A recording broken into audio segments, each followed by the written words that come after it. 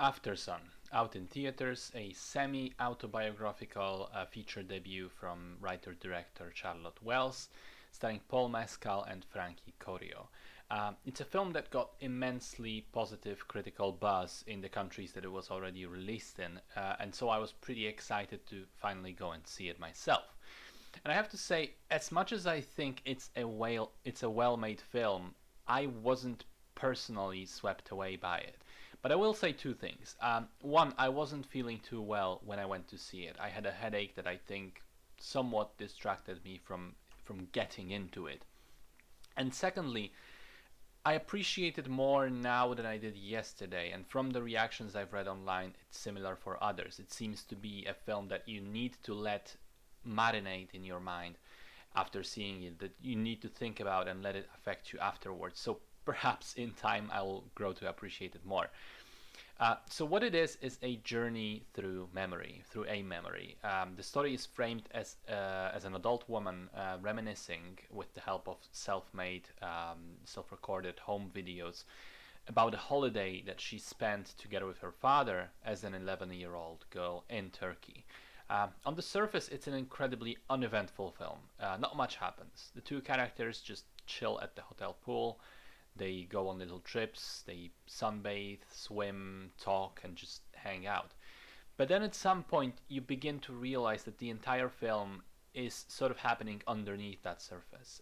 That in little looks and behaviors, in little scenes, there are hints as to why this holiday was so significant for the daughter. Now, what the film does is it never actually provides you with concrete answers as to what actually happened afterwards. There are strong hints that the father was depressed and possibly suicidal, but did he die? Did he abandon the daughter afterwards? Was he sick perhaps? We never really find out. It feels very much as if we, the audience, were left together with the now adult daughter character to sift through those hazy memories and try to discover the truth for ourselves. My interpretation of it, after thinking about the film quite a lot, is that it is about depression, about the understated, quiet desperation that goes unnoticed and leaves the other people around you to then look for clues afterwards, after the fact. I think there is a contrast drawn in the film. On the one hand, we have the father who's having suicidal thoughts, perhaps.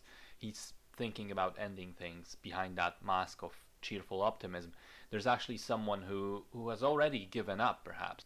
And on the other hand, there is the 11-year-old girl who has all the innocence of that age, and she's going through a growing up phase, particularly in the romantic sense. We see her observe the people around her, adults, teenagers, other kids, show and experience signs of affection, and for her it definitely feels like something that's just ahead of her, that she also can't wait to experience and to begin to do for herself. So he's at the end of his road. She's essentially at the very beginning. And it's tragic that this is probably their sort of last meeting. It's a very haunting and melancholic film if you think about it. And it is a film about desperation primarily, as I said. But not just desperation in the depression sense. I think it's about desperation in various senses of the word. I thought that the two central performances were splendid, especially Paul Mescal plays the role he plays the role in a very understated and subtle way. I like the cinematography. In terms of the music, what's interesting is that other than a few songs used here and there diegetically, meaning the characters can also hear them, there is almost nothing. And that strengthens that feeling of watching a real life home video. Now, here's the thing.